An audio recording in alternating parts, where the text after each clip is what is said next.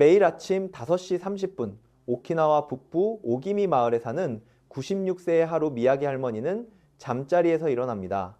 할머니는 1시간 동안 텃밭을 가꾸고 60년 동안 매일 똑같이 해온 아침 식사를 준비합니다. 할머니는 평생 심장 발작을 겪은 적도 없고 고지혈증 약을 처방받은 적도 없습니다. 가장 마지막으로 병원에 간 것은 80이 셋대 가지치기를 하다가 손가락이 부러졌을 때 뿐입니다. 같은 시각 서구권의 어느 곳에서는 65세의 한 남성이 모닝커피와 함께 4가지 종류의 약을 삼키며 왜 항상 피곤한지 의아해합니다. 두 사람 사이에는 30년이라는 나이 차이가 존재하지만 건강의 차이는 30년 그 이상입니다. 여러분의 발걸음을 멈추게 할 놀라운 수치가 하나 있습니다. 오키나와의 100세인들은 같은 연령대의 미국인들에 비해 심혈관 질환 발병률이 80%나 낮습니다. 10%, 20%가 아니라 무려 80%입니다. 하버드 대학, 내셔널 지오그래픽, 류큐 대학의 연구진들은 1975년부터 이들을 연구해 왔습니다. 그들은 1000명이 넘는 100세인들을 직접 만나 조사했습니다. 연구 결과 이것은 유전적인 요인이 아니었습니다. 미국으로 이주하여 서구식 식단을 받아들인 오키나와 사람들은 단 한 세대 만에 그 건강상의 이점을 잃어버렸습니다. 우리 몸은 우리가 먹고 마시는 것을 그대로 따라갑니다. 앞으로 20분 동안 여러분은 서구 사회에서는 거의 들어보지 못했던 하루 할머니가 매일 실천하는 18가지 구체적이고 검증된 습관들을 배우게 될 것입니다. 영상 후반부에는 지구상의 모든 블루존에서 공통으로 발견되지만 현대의 다이어트 프로그램에서는 절대 중심에 두지 않는 단 하나의 식재료를 공개하겠습니다. 꼭 기억해 두세요.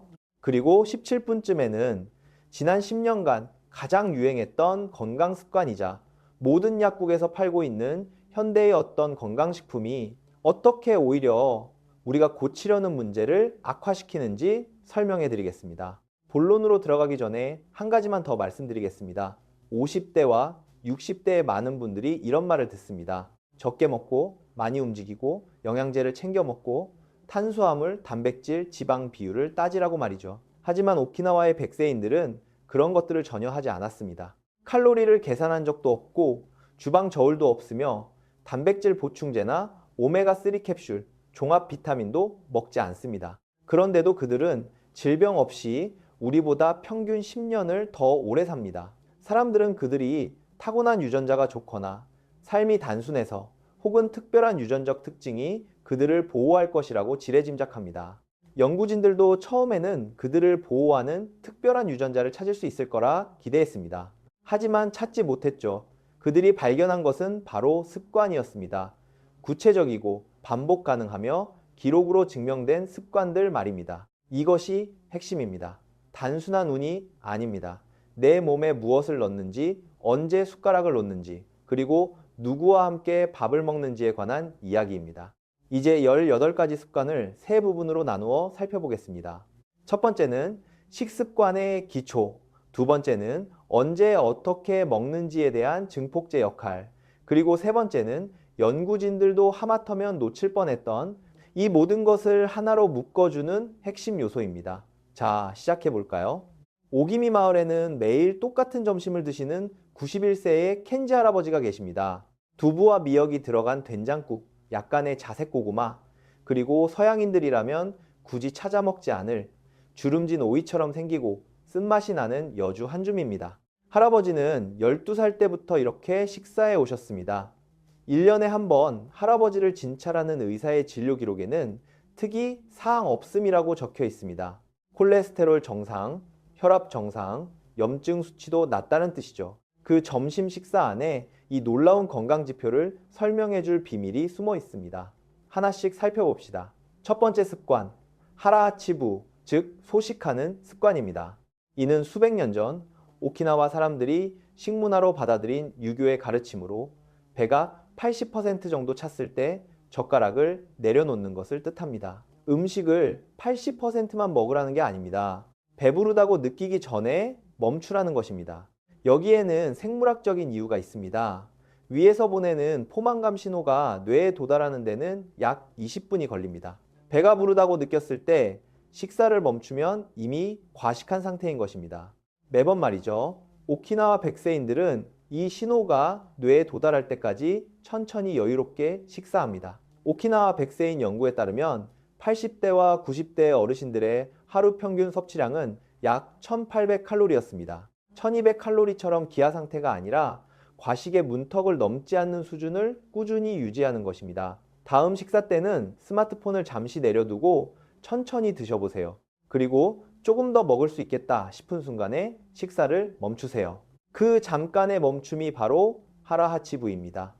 두 번째 습관, 자색 고구마 베니이모입니다. 1960년대 전까지 오키나와 식단의 70%는 고구마였습니다.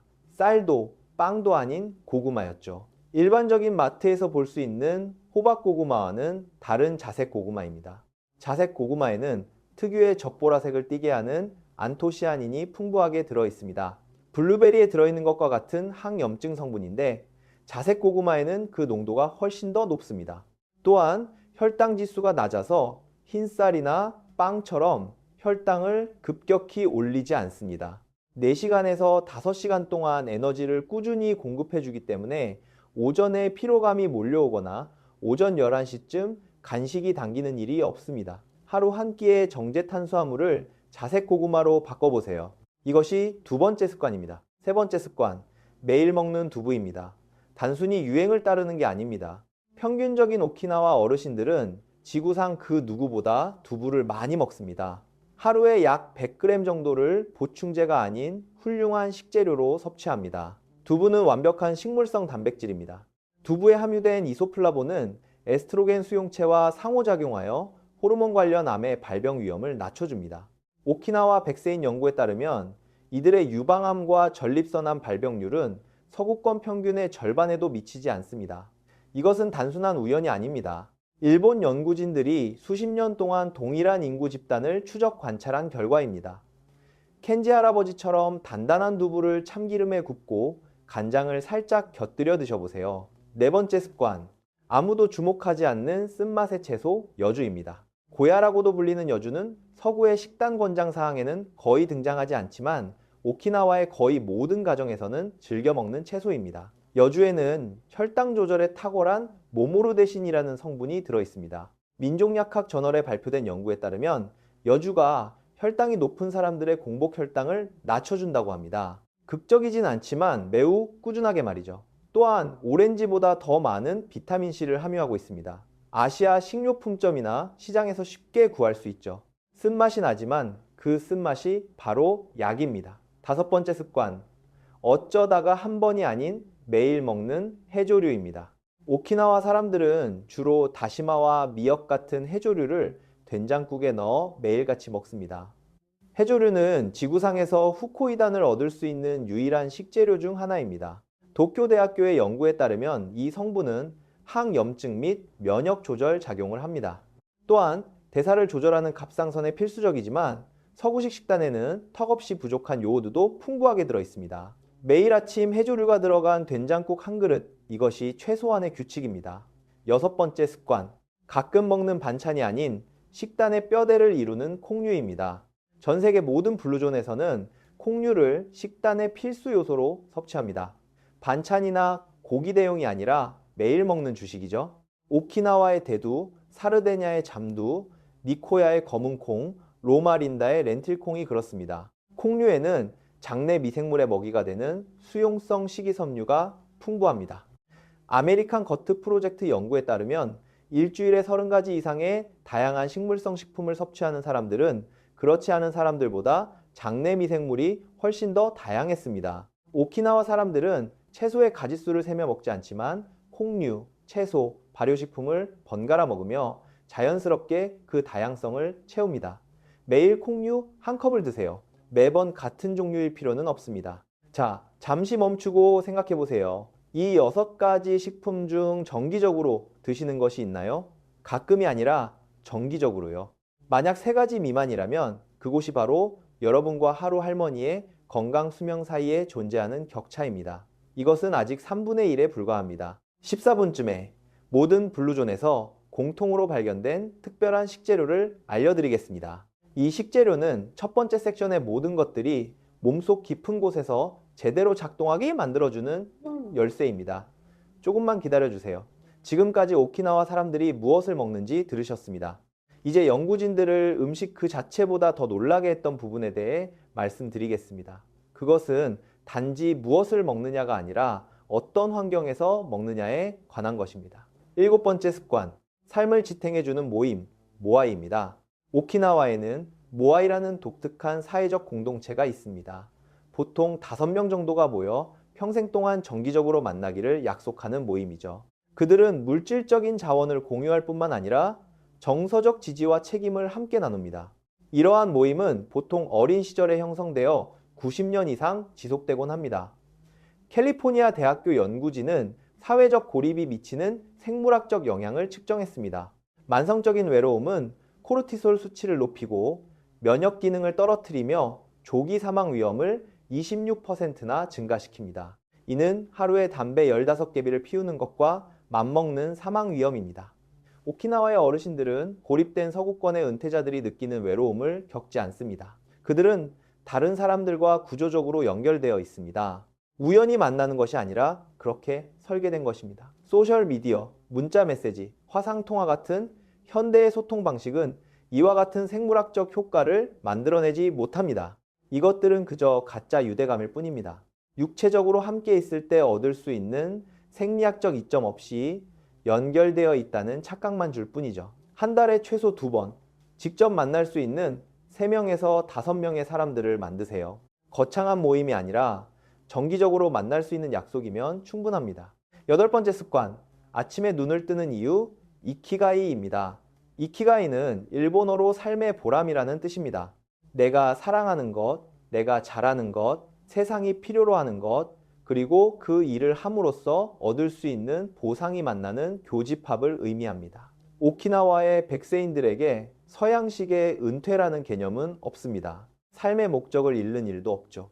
하루 할머니에게 이키가이는 텃밭을 가꾸는 것이고 켄지 할아버지에게는 마을의 젊은이들에게 전통도구 만드는 법을 가르치는 것입니다. 블루존 연구팀에 따르면 삶의 목적을 분명하게 말할 수 있는 사람들은 그렇지 않은 사람들보다 평균 7년을 더 오래 살았습니다. 아침에 일어나야 할 명확한 이유 하나가 7년의 수명을 연장해 준 것입니다.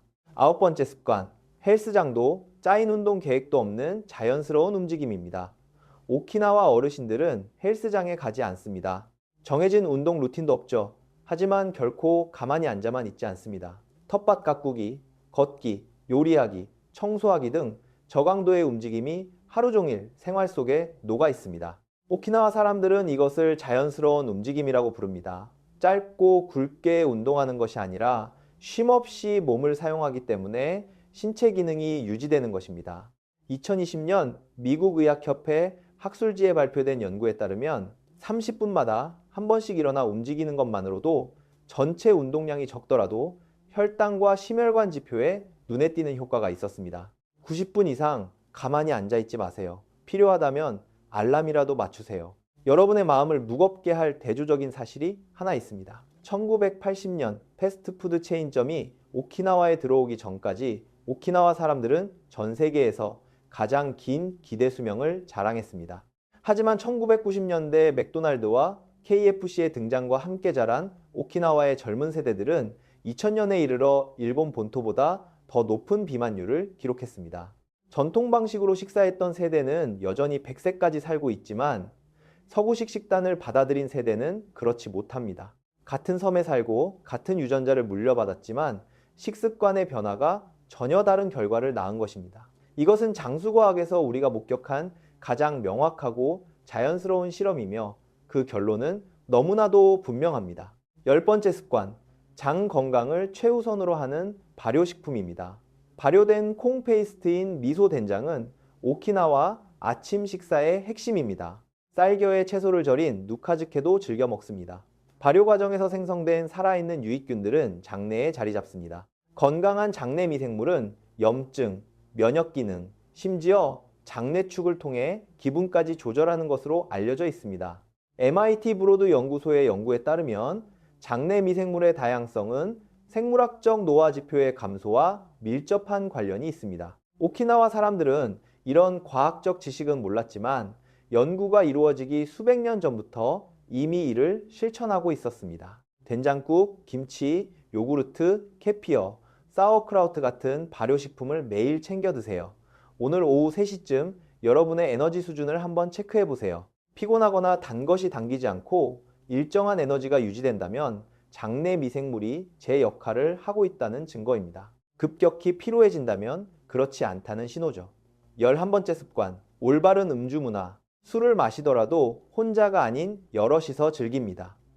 오키나와 사람들은 곡물을 증류한 아와모리라는 술을 주로 식사할 때 소량으로 이웃들과 함께 마십니다. 이것은 술을 마시라는 권장사항이 아닙니다.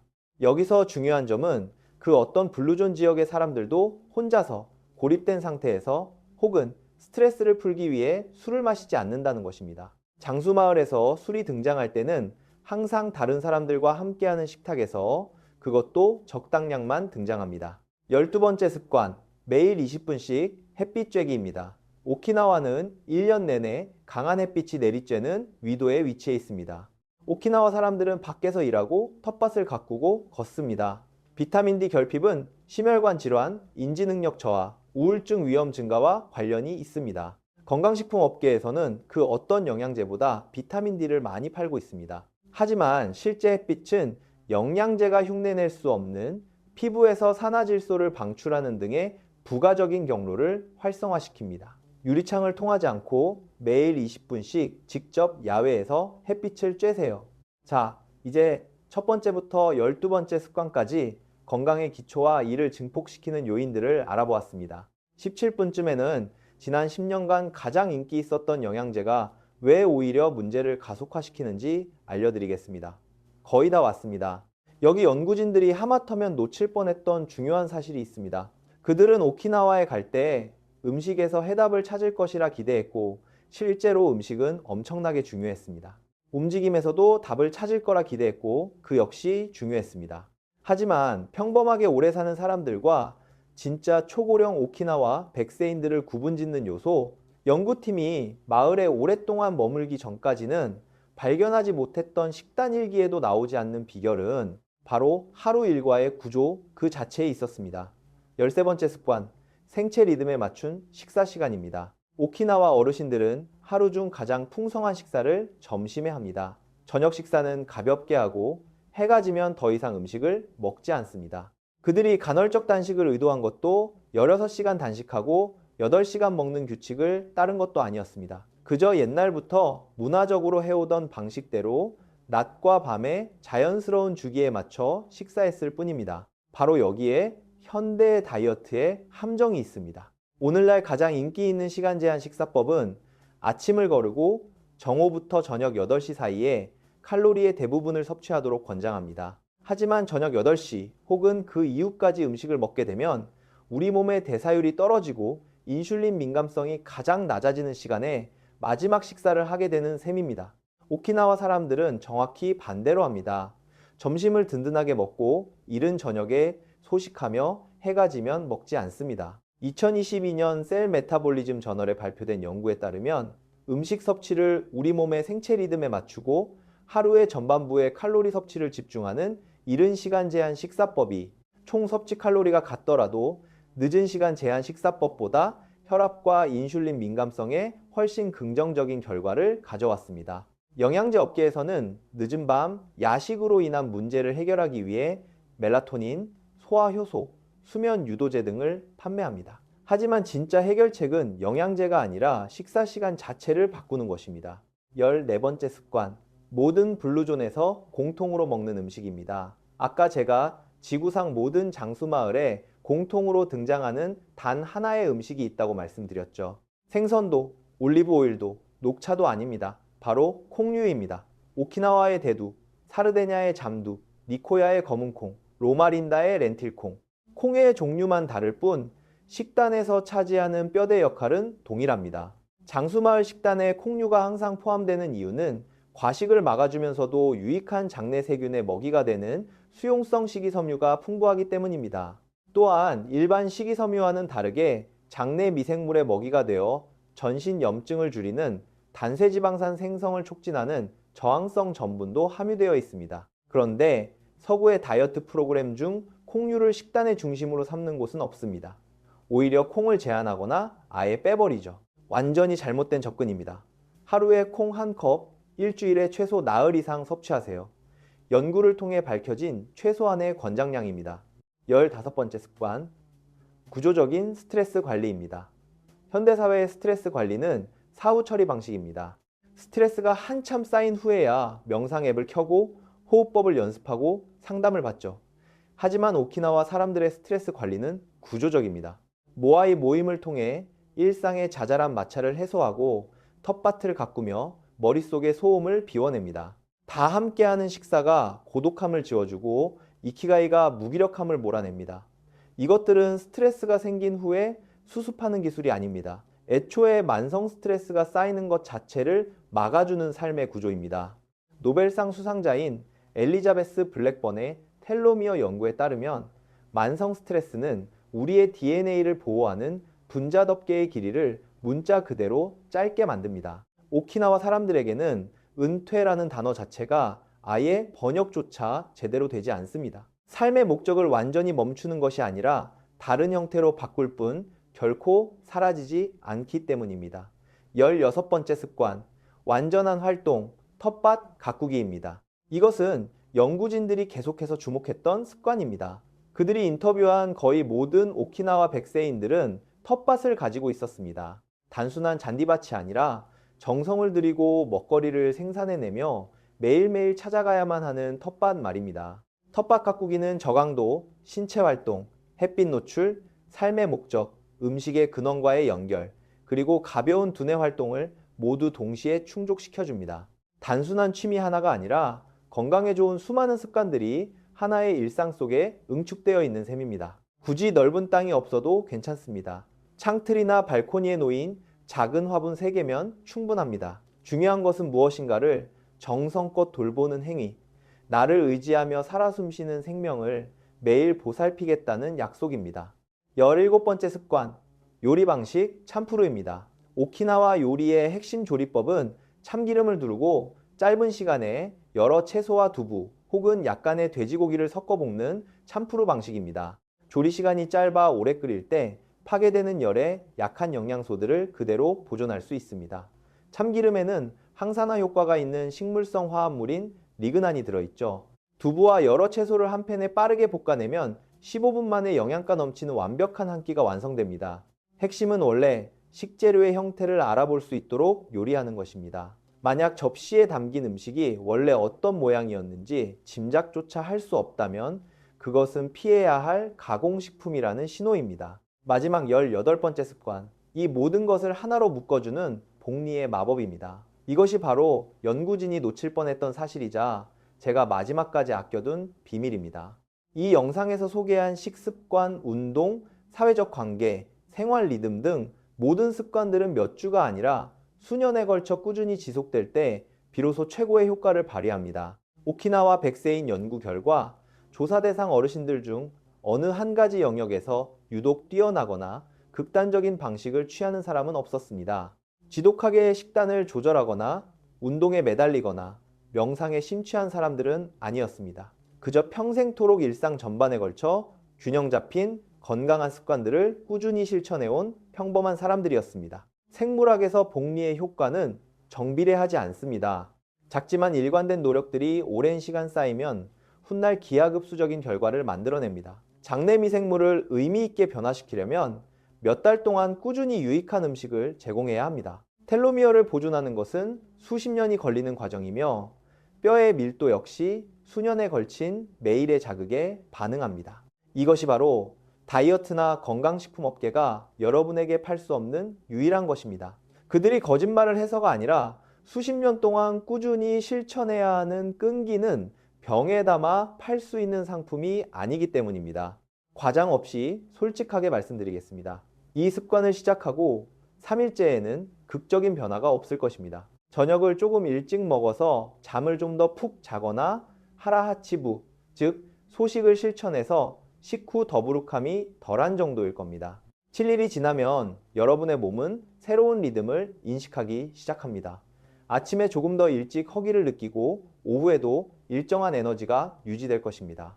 30일이 지나 첫 번째부터 여섯 번째 식습관을 꾸준히 지켰다면 장내 미생물 환경이 바뀌기 시작했을 것입니다. 소화가 잘 되고 하루 종일 에너지가 넘치며 기분도 한결 좋아진 것을 느낄 수 있을 것입니다. 90일이 지나면 이 모든 것들은 굳이 애쓰지 않아도 자연스럽게 몸에 밴 일상이 됩니다. 이때부터 블루존의 습관은 의무감이 아니라 여러분의 삶 그 자체가 됩니다. 일주일 후 이것을 확인해 보세요. 아침 8시 전에 배가 고프신가요? 그렇다면 여러분의 생체 식사 리듬이 제대로 맞춰지기 시작한 것입니다. 건강 시스템이 잘 작동하고 있다는 몸의 신호입니다. 자, 다시 하루 할머니 이야기로 돌아가 보겠습니다. 할머니는 96살이십니다. 장수 비결 같은 걸 거창하게 계획한 적도 연구 논문을 읽은 적도 없습니다. 단지 건강한 삶의 방식을 실천하기 쉽고 해로운 것들을 멀리하는 문화 속에서 살아왔을 뿐입니다. 우리는 그런 환경에 살고 있지는 않지만 그들의 습관을 우리 삶에 가져올 수는 있습니다. 정리하자면 이렇습니다. 채소 위주로 드세요. 배가 부르기 전에 숟가락을 놓으세요. 점심을 가장 든든하게 드세요. 발효식품을 매일 챙겨 드세요. 살아있는 무언가를 정성껏 돌보세요. 그리고 소수의 사람들과 깊고 오랜 인연을 맺으세요. 우리는 늘 칼로리를 계산하지만 그들은 그렇게 하지 않습니다. 우리는 온갖 영양제를 챙겨 먹지만 그들은 그렇지 않습니다. 우리는 끊임없이 더 나은 방법을 찾으려 애쓰지만 그들은 그저 오늘 하루에 충실하게 살아갈 뿐입니다. 그런데도 그들은 큰 병 없이 건강하게 우리보다 10년을 더 오래 삽니다. 영상이 끝나기 전에 오늘 당장 실천할 수 있는 것 한 가지를 알려드릴게요. 평소보다 30분만 일찍 저녁 식사를 해보세요. 그거면 됩니다. 생체 리듬을 맞추기 위한 작지만 중요한 첫걸음입니다. 모든 것을 한 번에 뒤집어 엎으려 하지 마시고 방향만 조금씩 바꿔보세요. 이런 건강하고 가치 있는 이야기들을 계속 듣고 싶으시다면 저희 블루존 웨이 채널에서는 매주 한 곳의 장수 마을, 한 가지 습관, 그리고 이를 실천할 수 있는 시스템을 깊이 있게 다룹니다. 다음 영상을 놓치지 않으시려면 구독해주세요. 마지막으로 질문 하나 드릴게요. 댓글에 여러분의 나이와 함께 오늘 말씀드린 18가지 습관 중 이미 실천하고 계신 것이 있다면 남겨주세요. 제가 모든 댓글을 꼼꼼히 읽어보겠습니다. 오키나와 사람들은 내가 있어야 할 곳에 정확히 있는 듯한 충만함을 표현하는 단어를 가지고 있습니다. 그들은 이 충만함이야말로 내일 아침 다시 눈을 뜨고 싶게 만드는 삶의 원동력이라고 말합니다.